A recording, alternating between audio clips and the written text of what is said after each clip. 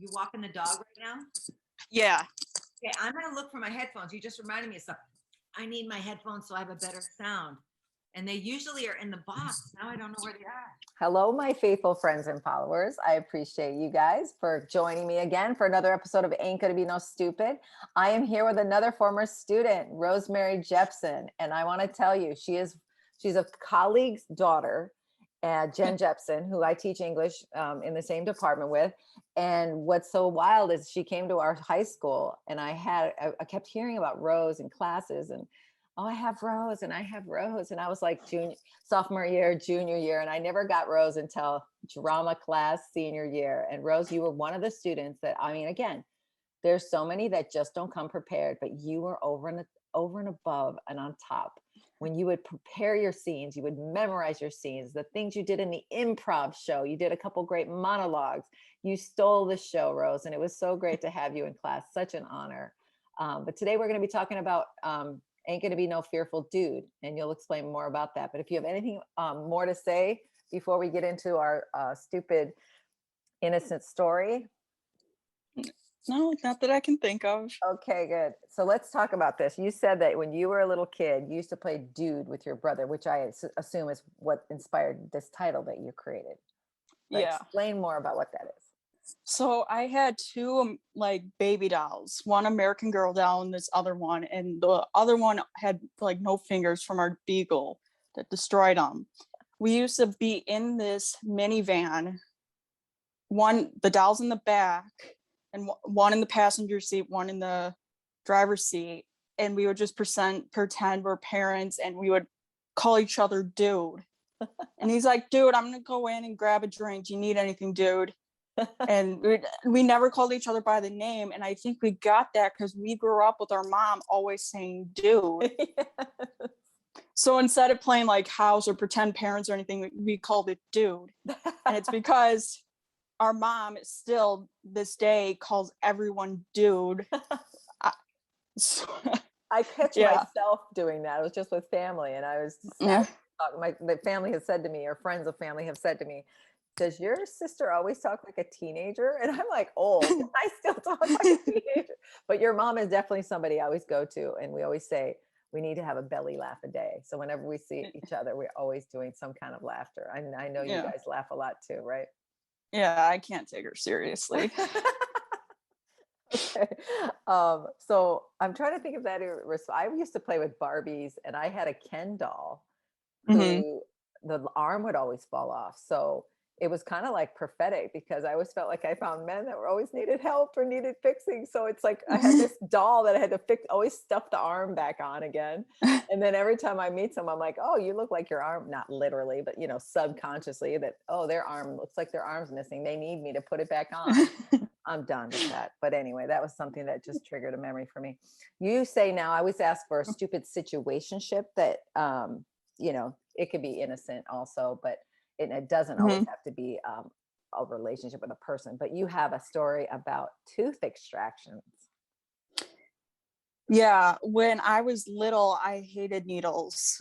And I think I grew up being like a pin cushion from being sick. That's right. Let's talk about that for a minute. Let's give the backstory and then talk about the tooth extraction. You were go ahead. I had cancer twice, when I was 3, and then 2 years ago. Dang. Yeah. That's traumatizing. Yeah. Yeah. So you were 3 years old, hooked up to all kinds of machines, I'm sure. Yeah. Very scary. Yeah. I do not remember anything when I was 3, but I do remember pretty much everything from 2 years ago. Well, I do know this: brain chemistry changes when we go through trauma, whether we remember it or not. But the good news is the brain has neuroplasticity, so it can change back and be healed. So that's what I'm praying and hoping for you as well. So tell me more then about this tooth extraction. So from always being poked and prod and all that, I very thin veins, so I would always have trouble, and who likes needles in the first place? And because of that, I would never take Novocaine. I have a baby tooth pulled out, did that without Novocaine. I did all fillings without Novocaine. Holy cow. Sophomore year of high school, and we had this weird testing thing. I don't remember what it was. It happened once, just my sophomore year. The testing never happened again. I have no idea. It was weird. I was in there, and Mr. Krupa was the person reading the test and going through it. And I was in so much pain. I went into the counselor's office. Miss Horsack was always like giving me like juice and animal crackers or some sort of cookie. So much pain. And I was going to get my braces off like in 4 days. So they're like, can you hold up for it? And I was in pain the other night. No painkiller worked. They called my dad. He picked me up. We decided, because how much pain, I was going to take my brother's bracelet appointment that night. And I said, okay. We realized that my brother, who was a 8th grader, and he had this mock trial thing. So we were trying to figure out who can bring Rose, because it was in so much pain. And they were like, we asked my neighbor, and my neighbor was like, sure. We left. My neighbor just finished gardening, so she's pretty dirty. We constantly talk about this event. We get to my dental appointment, and my dentist is the best. He knows me more. He knows how my fear needles and stuff. He did all the tests, like banging on the teeth and cold stuff. We found out what it was. He's like, okay, we can do 2 things, a root canal or a tooth extraction. And I advised tooth extraction. I said, okay. He's like, how about Novocaine? I said, no, I'm not going to do it. And my neighbor tried everything. My neighbor, who I'm very close with, she's like, come on, I'll be right there. Everything's going to be fine. I won't even after that, I'll stay in for the tooth extraction. And I insisted, no. They called my parents saying like, okay, Rose doesn't have a tooth extraction. They don't have any gas to calm me down. And Rose is saying no to it. And the dentist talked to them too. And finally we're going through it. It took about 3 hours because we had to stop every 5 seconds because I did it without Novocaine or anything. Do Novocaine with a gas mask? I've only had one cavity, so I don't know these things, but don't they put it on and put you out? Well, my place does not have gas. So they do it with a needle? So that's the problem. Oh, I've had that needle once. I was like, now I understand why people hate the dentist. And the funny thing is, you would think I don't, even after that extraction, I prefer the dentists and doctors. You do prefer them? I love the dentist. Weird. I mean, I still go in there and everyone will always know me for the person who did a tooth extraction without anything. Wow. And I was like bloody murder screaming, and yeah. I'm surprised the dentist survived that process himself. Oh, the assistant, who I am like best buds with, they were like, every time we always talk about it when I go, and she said, when I got home, I needed to have a beer because I can't believe you put me through that. I would think that'd be more traumatizing for the people watching and doing it than even you. Yeah, it was. It's brought up when my brother goes there. It's brought up anytime. I'm like permanently known for that. Well, we can end it right now. That's the show right there. Wow. So you mentioned then, if we go in the bulk of the program, you're not going to be a fearful dude. You're telling me, and I have some tips too of what to do, how to overcome fear. But you're saying that you, in order to overcome your fear, help me if I'm wrong here, that you put yourself in situations that you're afraid of to help you overcome them? Yeah, that. And I also, now I will take Novocaine after that. Like sometimes you have to put yourself through dumb stuff in order to push yourself through it. Because ever since that, even when it's just a filling, I'll do Novocaine now. Like, okay, good. So let's go back to like high school when you would be so afraid to do a scene, even though you were the most prepared, which I always tell my speech students, the key to overcoming your fear in a speech. I mean, you're always gonna have a little fear, but it's to be totally prepared. And you always were totally prepared. And so it Yeah. always baffled me that you were so afraid. So I didn't know how to help you with that. But now you're telling me there's a plot twist. Yeah. I think part of the reason I was fearful in the class was because of the past of what happened in high school, knowing that just my freshman year, everyone went against me, even it wasn't my fault. Yeah. And so some of the students in that class were one of the people that tormented me in freshman year. Yes. So it wasn't necessarily the event or the monologue or any of that. It was actually who was there that feared, like, got me pretty worked up. It wasn't that I was feared that I was going to slip up and stuff. It's not that. It was the people that were there. Yeah. Isn't that amazing? It all starts in the mind, because I know that person didn't overtly do anything to you senior year, correct? Or I didn't see it, but it was just your fear of the trauma from freshman year. Yes. That was, we don't have to get into that story. Yeah. Definitely. So I know that fear is false evidence appearing real. You probably heard that before. Mm-hmm. False evidence appearing real. And it all starts in the mind. So you said something in your notes that you also use your imagination to overcome fear. Well, so when I took Com 101 in college, my textbook was like called What If, and it was really a weird textbook. It literally was a textbook size thick, but the whole thing was a comic strip, the whole thing. Wow. And it was the most confusing textbook ever. And it was always telling how you can imagination play to put you in situations you've never been to, like with kids. It helps development, like to get through an argument with always going to a parent to solve the situation from role playing or whatever. Right. And it's not always good to go and rescue somebody who's in a conflict, right? You need to help them work, just let them work it out themselves. Exactly. That's good. That builds stamina for sure. Well, let me get into some of these. Can I ask you this? Like, when you have your fear, do you feel then it just overcomes you physically? Like, what happens to you physically? It really depends on the situation.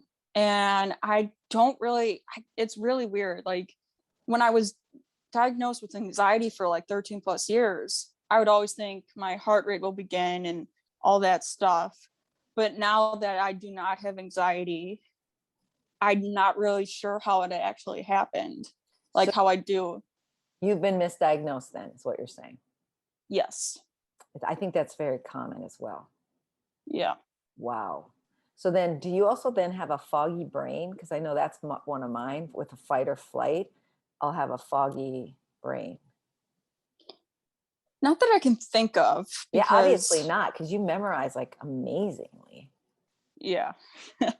You do. People say I have a memory of an elephant. Yeah, I don't. yeah. That's a gift. That's awesome. That's awesome. Yeah. I have 6 tips for how to overcome fear with your life, and I'll just let you extrapolate on them as I read them and see how it goes. Okay. It says, number 1, allow yourself to sit in your fear for 2 to 3 minutes at a time. And then right after you sit in the fear for 2 to 3 minutes at a time, do something nurturing for yourself. So have something ready that would comfort you, a blanket, food, whatever. I don't know. What do you think? What do you think of that tip? Yeah. It really depends on, like, for me, I get always like monthly blood tests and all that. I mean, I'm not that bad, but when I was bad at it, I would always prefer my dad. Oh. I would always get my dad because my mom is just as bad as needles, maybe even worse than me. Oh no, I didn't know that about her. So she would like go through, I'd get a blood test and she's like looking the other way and closing her eyes and freaking out herself. I'm like, how are you freaking out? I'm the one going through it. Well, you know, it's your baby. Of course she's gonna feel it. Yeah, so I really do my dad. Yeah. I mean, I'm not saying some situations he's not as fearful as me, but he knows how to like hold back for me. because I'm the one actually going through it. Wow. So he's your comfort. In other words, that after the fear, Yeah. he's the one that would comfort you. What else do you use to comfort you? Because I know you're also into baking, and I think that helps calm you down. I know you went to school for that. And- Yeah. Okay. And I don't know how do you not eat the cake? Like, to me, that would be one of those things to reach for, to always want to eat it. But you don't seem like you have that problem. I do not. I think it's because I'm not like I don't eat to occupy myself. I don't eat because I'm fearful or anything. Like lots of people, when they lose people, they eat. Yeah. Like I don't do that. Like I will eat when I am hungry. Yeah. I don't eat just to occupy myself. I eat when I am hungry. I mean, to be around all those bowls that I grew up licking when my mom would do baking, you don't even lick the Yeah. bowl. I do there and there, but like when I was in college and baked all this stuff and would bring it home, majority of it would go to my mom's family friends. Yeah. Would go to my cousins down the block. Of course, Yeah. my grandma. Yeah. She's always saying, "You better leave me a piece or Oh, something." I love that.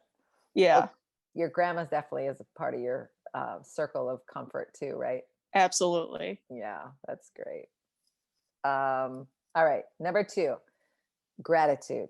If you make a gratitude list, it's important to always be grateful, because it just snaps you right out of it if you look at that list when you're in the midst of some kind of fearful moment. Do you find that that's been helpful? Have you tried that?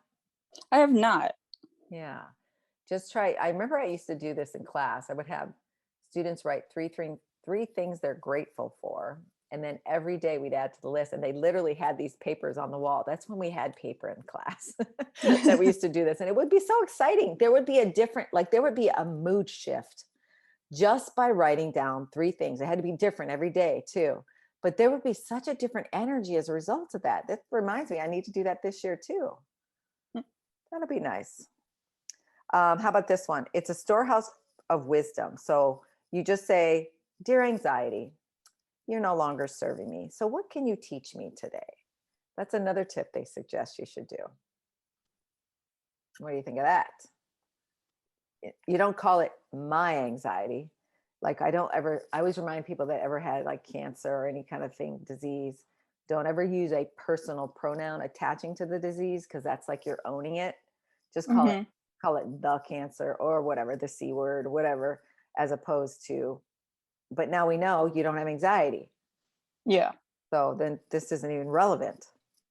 But we're not going to be a fearful dude. So we're going to keep going here. How about the exercise? Do you ever get a chance to just move your body, even dancing or anything silly? What do you do to get the stuck energy out of your body? Lots of times when I get antsy, which happens quite a lot, when I am home in Chicago, I will lots of times I would hop on my bike and just ride to my grandma's. Oh, good. I ride my bike a lot, and Yes.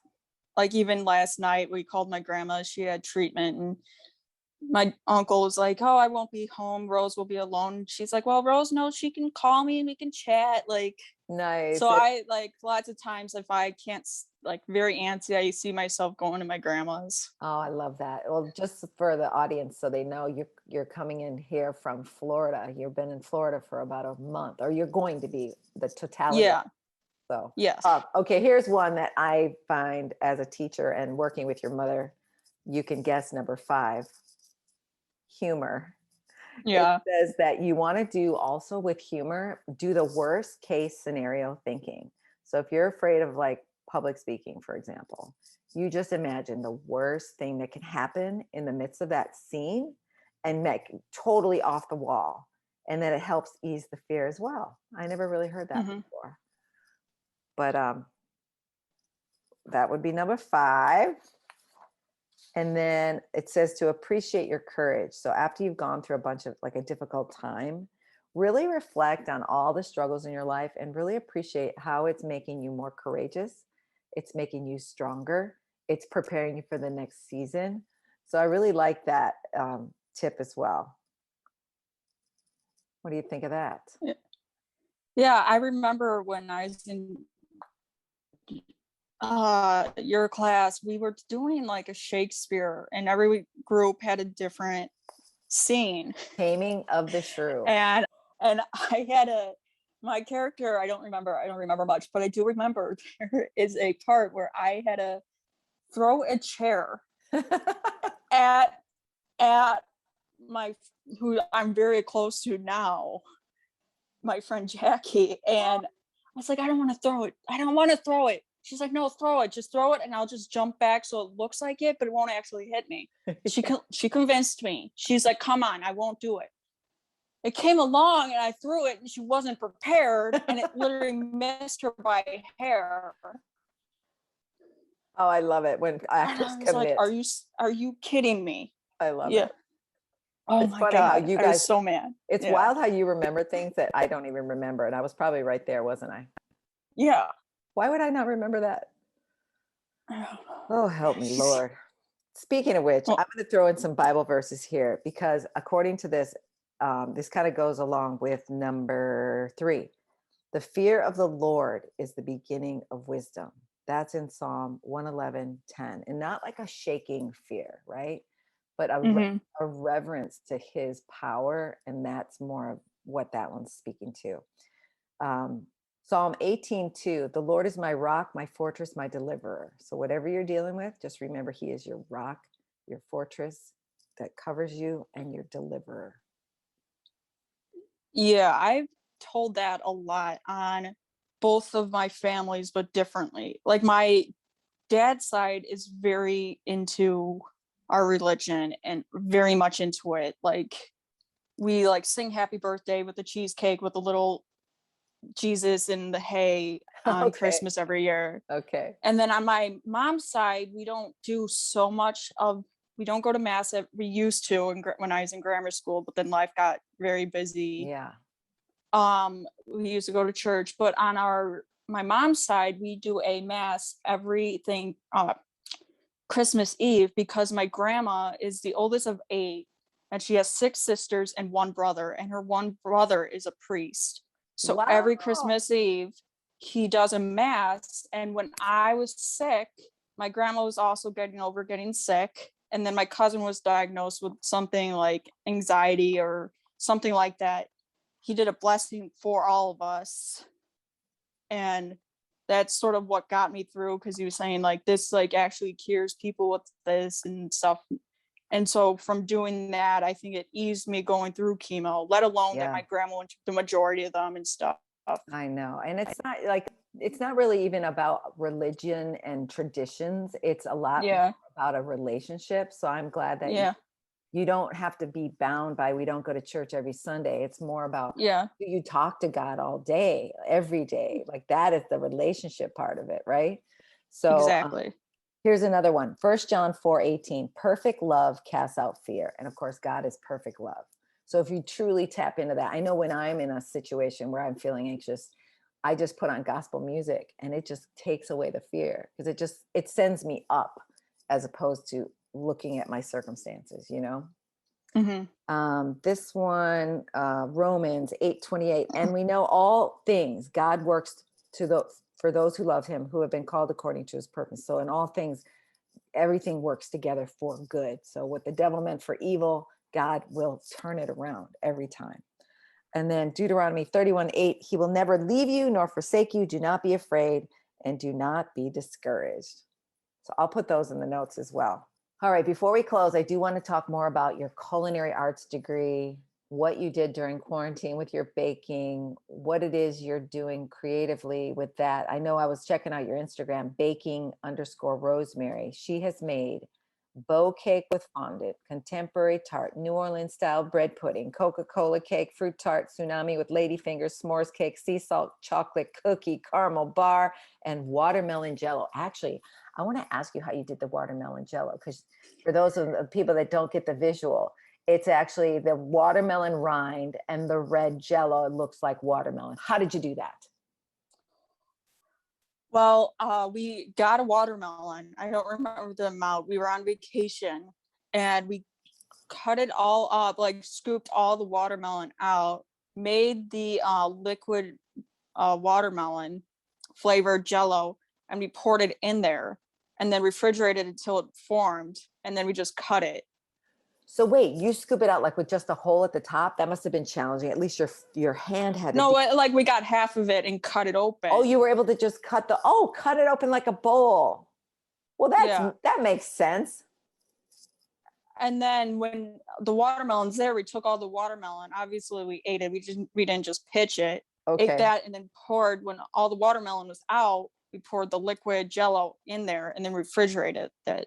Very cool. That was one of my favorites, except I would eat the sea salt chocolate caramel cookie caramel bar. That's the one that looks most dangerous.